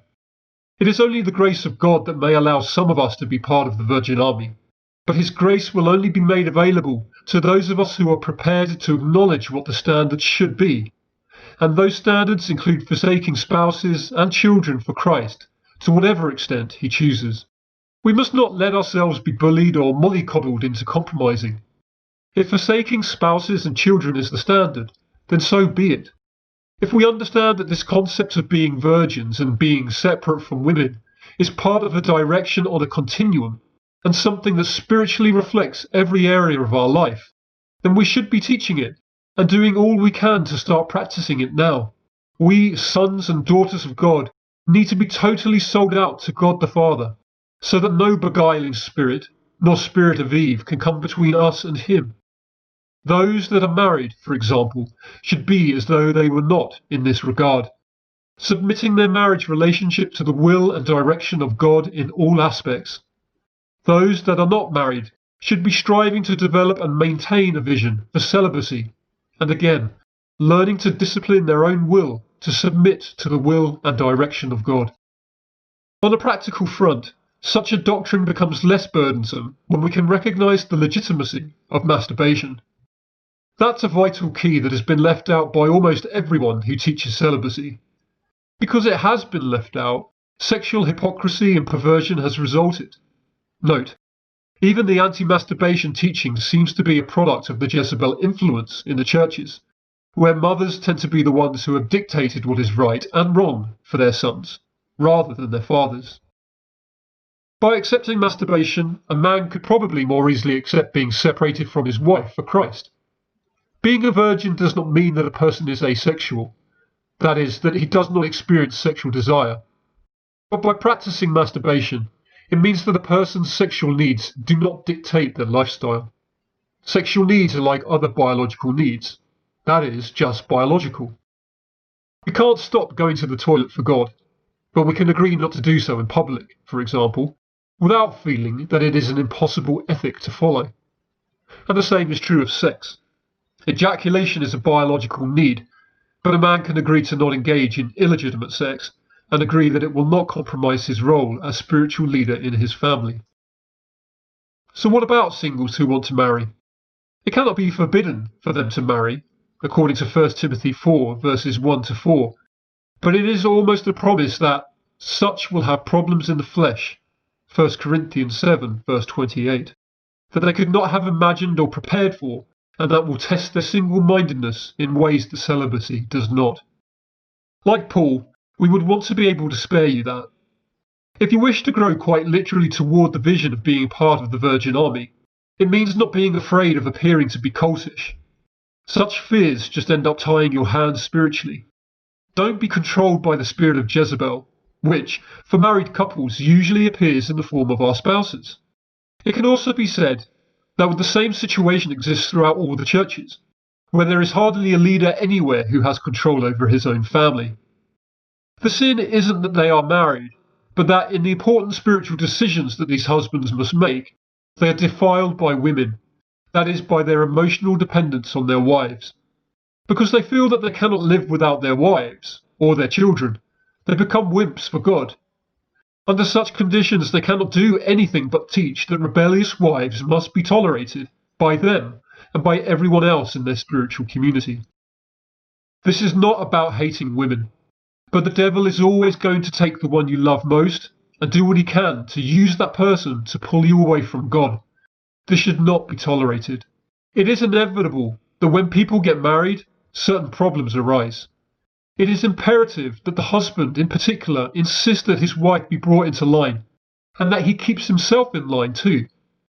But married men are going to be faced with the possibility that their wives will refuse to have sex with them, or leave them if they try to take a hard line with them in spiritual matters, and that is when they will find out both what they and their wives are made of.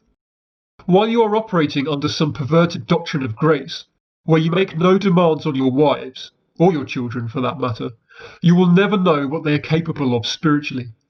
But when the law of God is laid down, they are either going to submit and become true followers of Christ, or they are going to rebel and show themselves to be agents of the devil. Certainly, if anyone is considering marriage, it would be a lot easier to lay the law down before you get married, when rebellion from a potential spouse will leave you open to marry someone else someday. Or, better still, to choose to remain celibate for God and the sake of the gospel. Just ruling marriage out as a recommended option does not rule it out as a possibility. Marriage ceremonies can be performed by any consenting adults who have not been married before. But, as we mentioned previously, people who get married are going to be faced with incredible temptations that may very likely reduce their effectiveness for God. It is very important to consider that outcome as part of the process of considering marriage, even just in theory. It may be that in some hypothetical situation, God himself could actually encourage a person to get married. But if that is true, then it is up to God to make it clear. The instructions we have from Scripture are that it's better to stay single, and we should be encouraging celibacy as a general principle. If you can't handle being single, 1 Corinthians 7 verse 9, then go ahead and get married. But, as Paul said, there are going to be problems. In the meantime, rather than looking for potential marriage partners, why not go looking for more disciples, both men and women, who are committed to staying single for God to add to the army? For they are the ones who are going to make us most effective in our witness for Christ. God bless you. The 144K Army, Part 1. We should address some problems relating to the standards of celibacy that we wish to encourage in the community. There is a concern that people may think we need to tolerate other points of view within our own fellowship, which do not support the ideals of striving to meet the standards of the Virgin Army described in the Revelation, or that celibacy is not necessarily the preferred option and the ideal toward which we should all be aiming. If people start thinking this way, then it's quite likely that such people would only stay with the community until such time as they are able to find a marriage partner anyway, and then they would leave. Not because we would kick them out, but because they simply would not feel comfortable within the community, even though it may be more comfortable for them to stick around at the moment. We've seen it happen too many times in the past to think otherwise, and when we look at all those couples who have left us, it is quite clear that it is not the husband who is really leading those families. You cannot be free to follow the Lamb whithersoever he goes, if you are busy trying to follow your wife whithersoever she goes. As soon as such men have the power that comes with having a disciple of their own, that is a wife, they shoot through. The only couples who have stayed on in our fellowship are ones who are not balking at these standards. We should be clear about what the standard is, and also be clear about our opposition to anyone teaching otherwise, whether publicly or privately. Celibacy is the ideal. Marriage is an option, but it is an inferior option. If anyone doesn't like it, they can leave now. We need to be serious about this and be prepared to go right down to the last 2 people remaining in the community with this issue, in order to keep only those people around who are 100% red-hot, sold-out warriors for God. We have taught from our earliest days that we must forsake all, right down to the point of laying down our lives for Christ and for each other. And yet, every time it starts to get even close to costing us something far less than this, people seem to think that we've gone off some deep end and they panic or leave. As one ex-member put it, he felt that, despite what people say, each person in the community has what he had, which he called a secret contract. His contract did not involve laying down his life for anyone. In fact, for him, it did not even include anything so hard as distributing tracts in the Sydney CBD. For others, their secret contracts did not include being criticised publicly, or staying single, or cutting their hair, or standing up to their wives, or disciplining their kids. When you look at it, we are only kidding ourselves that we are ready to lay down our lives for God and for one another, if we let these little things stop us. These people did not even come close to the commitment that Jesus requires of his followers, and we are better off without them. So where is the line being drawn on your secret contract at the moment?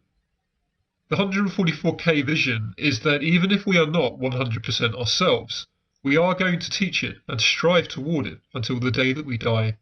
I hope that at least some of us have that as our contract, both secretly and publicly. Now for the subject of marriage. We need to state clearly that we are not forbidding marriage.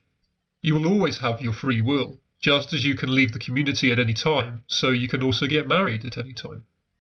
We have never said that we would kick a person out for getting married.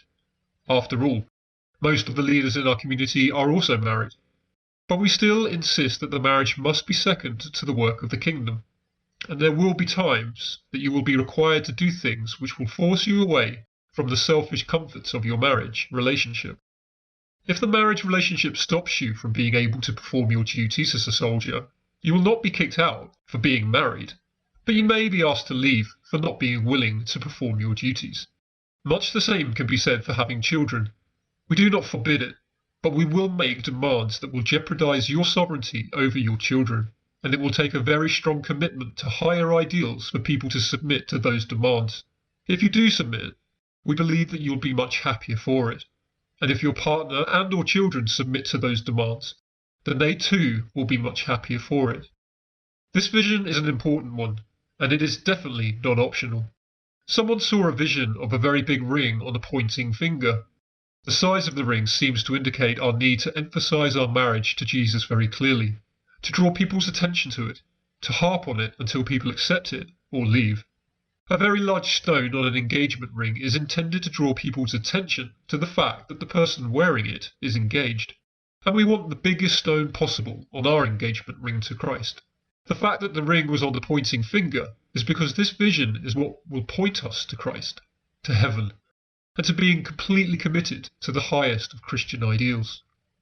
As we said before, we won't stop someone from getting married, but Paul warned about the distractions of a young widow who might join the community to look for a husband, 1 Timothy 5:11-14. And he suggested that such people should go ahead and get married if that's what they want, and then go live on their own. This could have relevance with regard to single men who are looking for wives, as well as for single women. Paul saw this as a distraction for everyone else in the army. At least for now, the singles need to declare their intentions. How far are you single guys prepared to go in making it clear that you want to be married to Christ? We welcome married couples to join and stay on in the community, but the success rate is very low, and the reason is the Jezebel spirit. The Jezebel spirit uses our partners and our children to tear us away from being totally sold out to God. God is a jealous God, and he will not have that. Jezebel, go to hell, and let's follow the Lamb wherever he goes. The 144K Army, Part 2. With regard to the Virgin Army of 144,000, we would like to present some comments about the concept of literal physical virgins as opposed to spiritual virgins. At the same time that we need to take seriously the call to be physical virgins, we must be careful to keep it in proper perspective to the spiritual nature of this army. Remember that what God is most looking for is a holy church. Holiness includes far more than sexual chastity. There are some psychologically screwed up guys who hate women because of their own sinfulness. As Tolstoy pointed out, when the Bible says, "Who are you that judges another for committing adultery, when you yourselves are guilty of murder?" It was probably talking about the spirit of the Pharisees who brought the woman caught in adultery to Jesus and wanted to stone her to death. Obviously, not many people are guilty of what we traditionally think of as murder. But because Jesus taught that hate was as bad as murder, he was showing that just hating an adulterous person and feeling self-righteous about it is as bad as murder, and it is worse than adultery itself. By all means, hate the Jezebel spirit, but don't hate women. Jesus gave murder a spiritual meaning that is quite different to the traditional understanding we have of it, and he did the same with adultery, which is something that we must take into consideration when trying to understand the principles of the Virgin Army. Read Luke 16:12-19, and you'll see that sandwiched in between all this talk about greed is a sudden reference to adultery and divorce. Without going into other supports for this theory just now, it seems that what Jesus is talking about here is spiritual adultery, which comes when someone turns from Christ to the beast, or stops being the bride and becomes the harlot, chasing after money instead of trusting God. Obviously, there is a connection between the literal and the spiritual, and so it seems there is a connection between being literal physical virgins and being spiritual virgins. But the spiritual meaning is the most important one to get. Sex is not the root of all evil, whereas the love of money is. It is just that the devil will use sex to sidetrack us when he cannot get through to us through greed. The husband does not have to be greedy if he is dependent sexually on a wife who is greedy, for example. Ephesians 5:25-27 says that Christ loved the church and died for it, and he also gave it the truth in his teachings, so that he might present it to himself a glorious church, not having spot or wrinkle or any such thing, but that it should be holy and without blemish. Obviously, none of us is holy and without blemish in our own strength. To become such, we must be washed. Revelation 14:4-5 says of the 144,000, "These are they which were not defiled with women, for they are virgins. These are they which follow the Lamb whithersoever he goeth. These were redeemed from among men, being the first fruits unto God and to the Lamb. And in their mouth was found no guile, for they are without fault before the throne of God." The word to most notice here is that they were redeemed. In other words, they were brought back from some fallen state. The traditional understanding of virginity is that once you've lost it, you have lost it, and you can never get it back. This is not necessarily the case with spiritual things. Let's face it, none of us, not even those of us who are sexual virgins, is worthy to be part of the 144,000, because none of us is perfect. But the Lamb can make us worthy in his strength. He can make us virgins too, even if we were not virgins before undergoing his regeneration. Also notice that the verse says that these people were not defiled by women. The Bible also says that the marriage bed is undefiled, Hebrews 13:4. Someone who has only had sex with his wife is not defiled according to that passage, yet he is defiled by no longer being a virgin, if we are to take the usual approach to the word virgin in Revelation 14:4. This is a strong argument for the theory that the Virgin Army is not only composed of literal celibate virgins, but also includes married people, and even other celibates too, even if they are not literal virgins. It makes sense that it also includes women too, as the word men is usually used in the Bible in the sense of all people, but that is another topic which we will not go into at this time. Jesus told a parable about his second coming, which talked of wise virgins and foolish virgins who were waiting for him to come and for the wedding to begin. This is the feminine equivalent of the Virgin Army. In the Revelation, these virgins are spoken of as one body. They are called the bride of Christ, or the church. Revelation 19, verses 7 to 9 says, "Let us be glad and rejoice, and give honour to God, for the marriage of the Lamb is come, and his wife has made herself ready. To her was granted that she should be arrayed in fine linen, clean and white, for the fine linen is the righteousness of saints. And he said unto me, Write, Blessed are they which are called unto the marriage supper of the Lamb." In Revelation 21, verse 2, John says, "I saw the holy city, New Jerusalem, coming down from God out of heaven, prepared as a bride adorned for her husband." In verse 9, he says that an angel says to him, "Come hither, and I will show you the bride, the Lamb's wife." Strangely, what follows is a description of a city. Most of us have come to think of the city as a physical city, where we will live and walk. But actually, the city only symbolizes the bride, the church, the virgin army.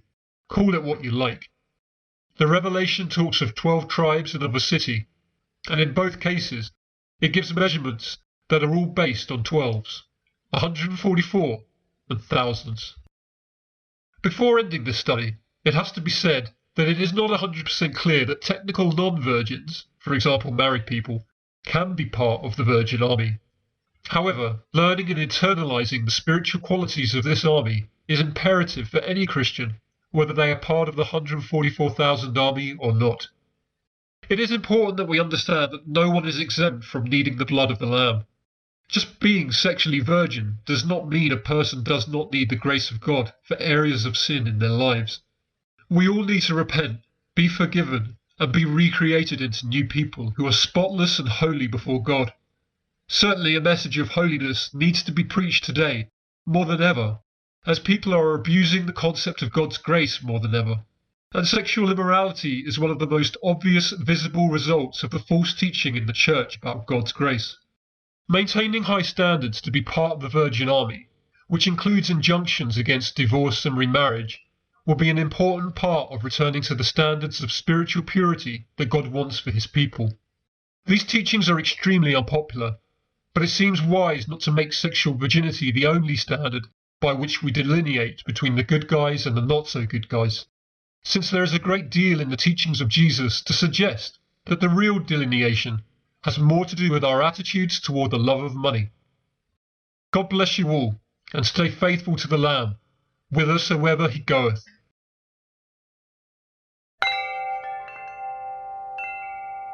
Maintaining the 144K perspective.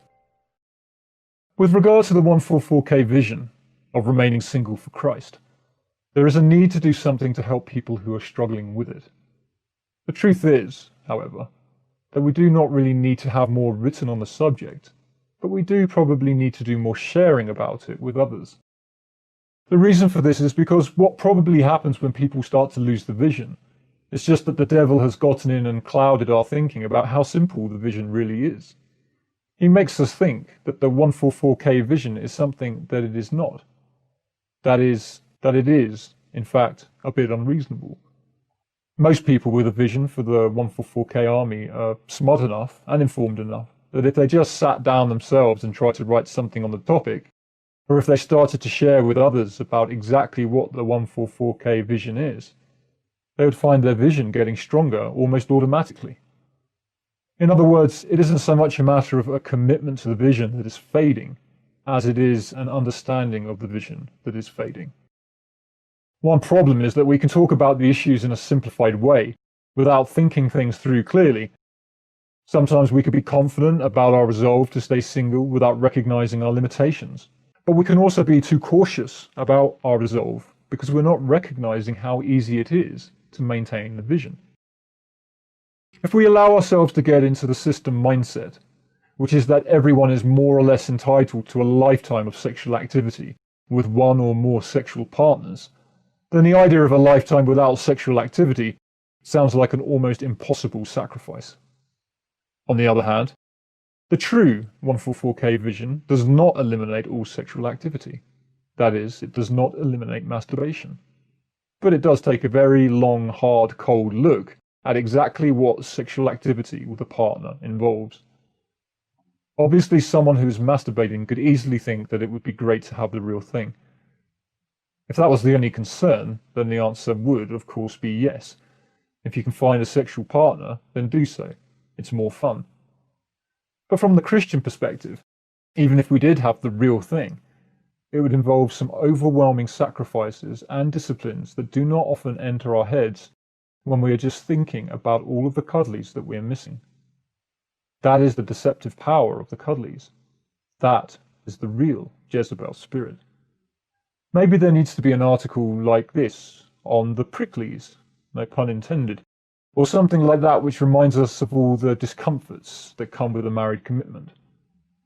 There is the lack of freedom because you are tied to someone else, for better or for worse, for the rest of your life.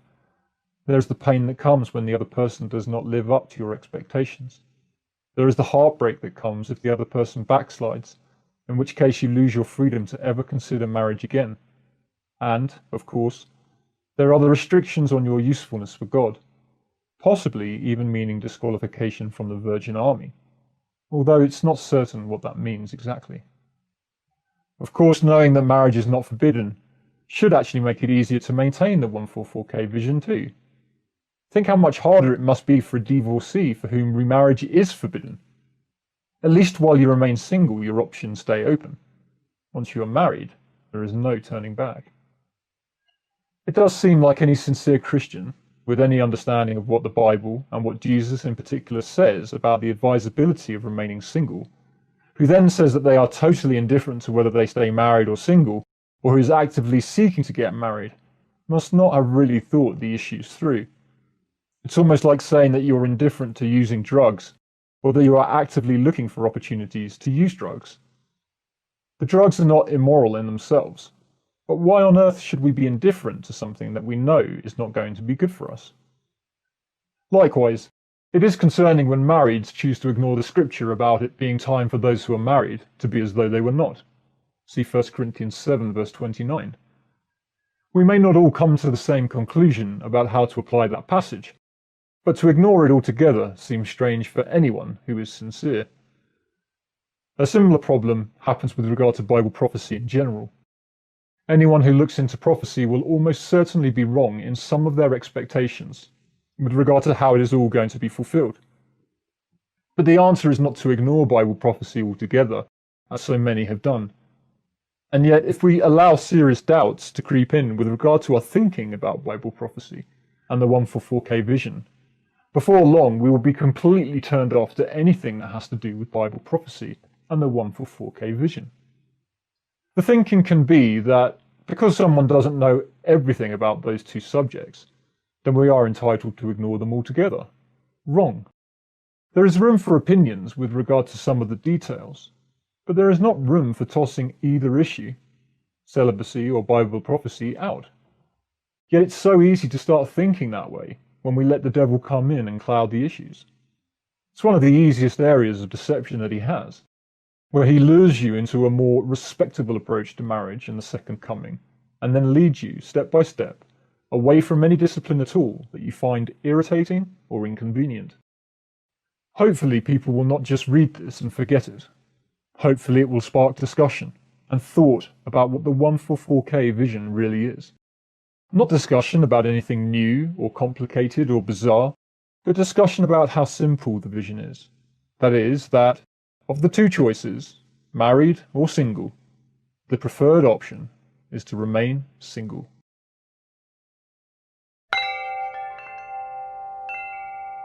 The gift of prophecy.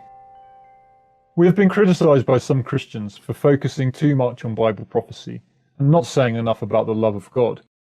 This article explores 5 reasons why people shy away from dealing with prophecy and why they criticize those of us who teach it.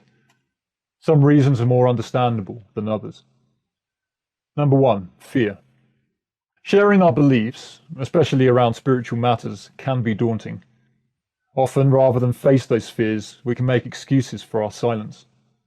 Criticizing the beliefs of others who are more confident about sharing them can be a convenient excuse for us not sharing our own beliefs. It is worth examining ourselves to be sure that our reaction against what others are saying about Bible prophecy is not being used as a mask for our own fear, pride, laziness, or some other bad spirit, resulting in us hiding our faith from others. It is wise to question the beliefs of others, including our own, but to do so most effectively requires that we listen carefully to what the other people are saying first. If, after doing so, we are still convinced that they are going about the subject in the wrong way, one option is to produce our own outreach material, tracts, videos, etc., focusing on what we think are the most important issues. It may be that in attempting to do this, our position shifts, or it may be that we come up with something that genuinely helps and inspires others. Number 2. Bad press. A concern about prophecy, which is more understandable, is that it is often associated with kooks or religious fanatics who distort prophecy for selfish gain, often to win converts, make money, or induce fear. Each time someone sets a date, for example for Jesus' return, which passes without being fulfilled, more confusion and disillusionment results. This leads many people to avoid the subject of prophecy altogether. But how safe is this? Just because the subject of prophecy is abused should not stop us from exploring it sincerely. The solution is not to reject the subject, but to ensure that our motivation for engaging with it is right. We need to ask ourselves whether we are trying too hard to make a prophecy say something, to conform to our theories or biases, or whether we are genuinely looking for ways to understand and act on whatever the prophecy is actually saying. Skepticism about prophecy can hinder otherwise sincere believers from exploring how world developments are lining up with the bigger picture. It takes mental effort to sift through the many false doctrines about prophecy that are out there, but doing nothing about finding the truth in the midst of all this confusion allows the false prophets to win by default. Number 3. Delays. Some cynicism relating to the subject of prophecy is due to the fact that, by its very nature, it deals with things that have not happened yet. The Bible describes faith as the substance of things hoped for, the evidence of things not seen. See Hebrews 11, verse 1. Dealing with the unknown and acting on the basis of a prophecy takes considerable trust, and many people's trust in modern-day prophets has been shaken due to clearly false predictions being made, as touched on in the preceding point. Again, the answer is not to reject the whole subject of prophecy, but to ground our trust in something more solid than spurious predictions made by isolated individuals. We do this by lining everything up with the cornerstone, Jesus and his teachings, ensuring that we don't take anything out of context. If we faithfully do this, we will be more likely to discern whether a prophecy is true or false. See Hebrews 4, verse 12. The gift of prophecy is open to abuse, and Jesus warned that false prophets would appear directly before his return, doing just this. See Matthew 24, verse 24. It's wise to question people, especially those who have not been tried and tested. In contrast, we can have more confidence in prophecies Jesus and the early disciples gave us, even if some of them have been a long time coming true. Over 350 Old Testament prophecies were fulfilled in the New Testament, which should give us a bit more confidence that the prophecies from the New Testament are likely to be fulfilled as well. If something has been prophesied by an authority like Jesus, it is wise to consider that he went to the trouble of informing us for our own benefit. What do we have to lose by carefully listening to what he said and seeking to understand what it may mean to us personally and corporately? Also, just because something has not happened yet does not mean that it will never happen. We are living in an age where prophecy and reality are more visibly merging, with the prediction in Revelation 13, verses 16 to 18 being a good example of this. People who claimed just a few decades ago that this prophecy was only symbolic have needed to re-examine their position with the arrival of an implantable microchip for humans that has already been used for buying and selling on a small scale since 2004, something John the Revelator predicted almost 2,000 years ago. Number 4. Doom and gloom. Many people wrongly assume that Bible prophecy is all about doom and gloom, and that proponents of it are responsible for filling people's heads with fears and doubts. Notions of death and judgment are challenging, but they should not cause us to run away from such realities. Considering death and meeting our Maker can be the point at which we start to truly live. Some people argue that we should not worry about the future, and that we should just get busy living in the present. On first glance, this sounds positive and supports what Jesus said in Matthew 6, verse 34. However, it is wise to question a person's motivation for using this argument, especially when it hinders a balanced discussion of prophecy. Do we, for example, worry about how we will survive even now because of our attachment to money? If so, then maybe confronting doom and gloom is the first step in freeing us from this. Jesus' resurrection and return is fundamental to Christianity. If Jesus was resurrected, it means we can be resurrected too. Jesus said, "He that loses his life for my sake shall find it." See Matthew 10, verse 39. Facing our fear of death and learning to die to self cannot be separated from the Christian walk. The Great Tribulation is measurably linked to the return of Jesus. Jesus' resurrection and return is fundamental to Christianity. If Jesus was resurrected, it means we can be resurrected too. Jesus said, "He that loses his life for my sake shall find it." Matthew 10, verse 39.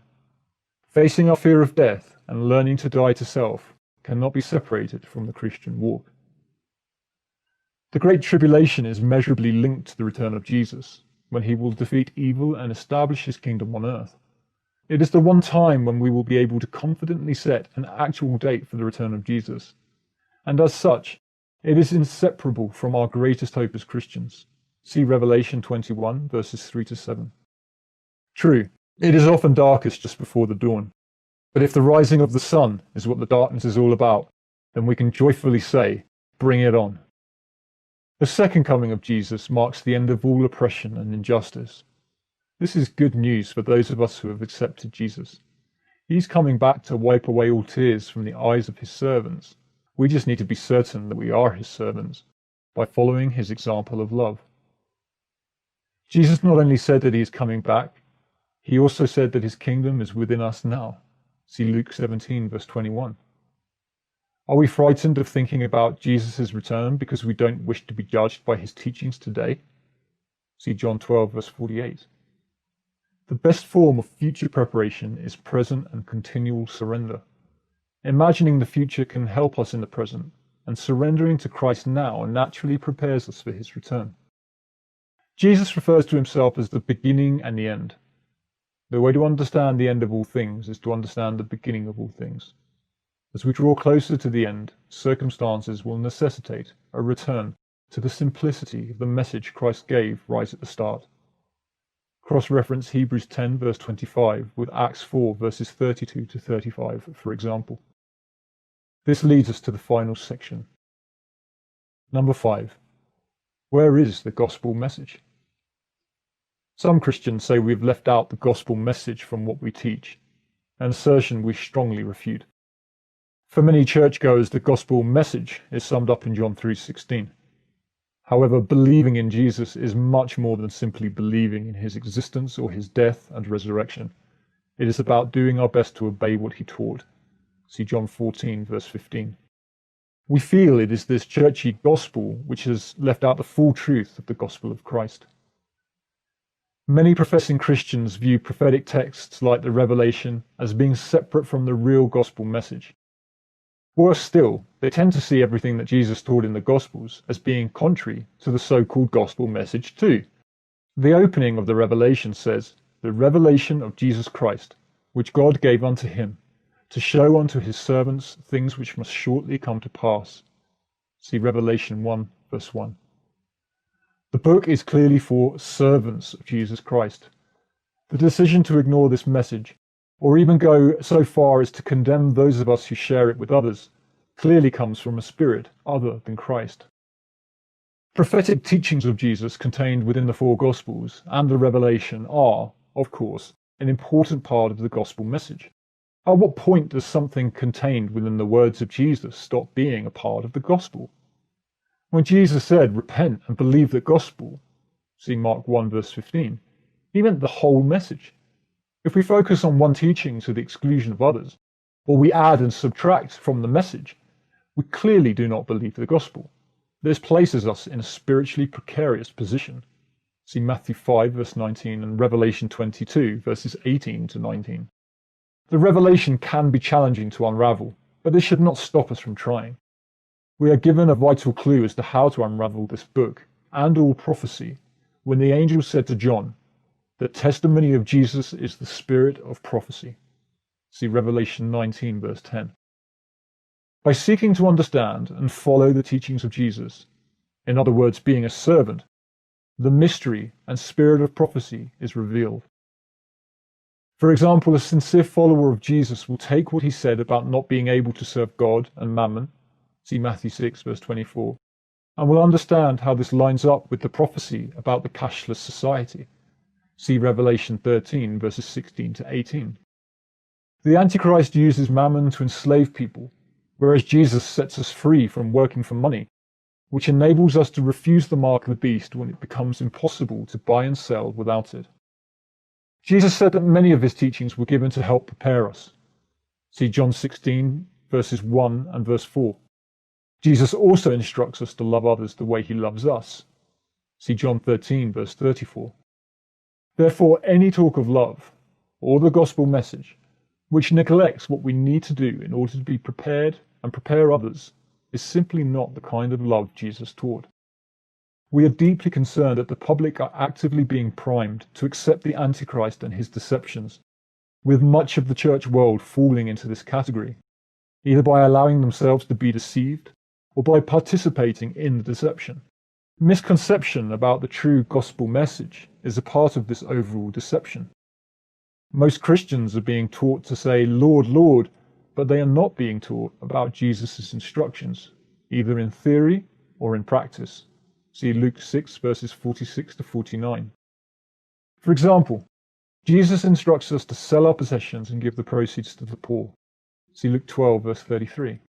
To share the message with others. See Matthew 28 verses 19 to 20. And to trust that God will look after us each day. See Matthew 6 verses 25 to 34. What better preparation is there than this, both for the time in which we live and for service in Jesus' kingdom when he returns? In recent years, we have placed a stronger emphasis on Bible prophecy, with a variety of materials being produced on the subject. This has been done for two main reasons. One, the materials explore developments happening before our eyes in order to help make people aware. And two, they point to Christ's solution of living by faith in order to help people prepare. We continue to witness a serious gap in the market, with many churches preaching love, forgiveness, the sinner's prayer, health and wealth, signs and wonders, etc., but with very few churches teaching people to actually follow Jesus' example, especially when it challenges the status quo. World developments reveal that we are on the threshold of the most challenging period in human history. If we are about to be thrown into a serious war zone, going into denial is not going to help anyone. What is needed is clear vision and thorough preparation. More than ever, people need to recognize and demonstrate love in action as defined by Jesus Christ. This is the true gospel of the kingdom, which needs to be preached to every living creature before Jesus Christ returns. Matthew 24, verse 14. Conclusion. We hope this article goes some way in helping you work through any doubts or concerns you may have regarding the subject of Bible prophecy. As we have shown, the spirit of prophecy and the teachings of Christ are one and the same. Unfortunately, our experience to date has been that few people wish to embrace this truth, resulting in a serious lack of spiritual and practical preparation. In recognizing this, we hope readers will be more ready to accept that God may be leading us to get out there with our prophetic message to help readdress this problem. We also hope that some of you will feel inspired to help us with this urgent and important mission while there is still time.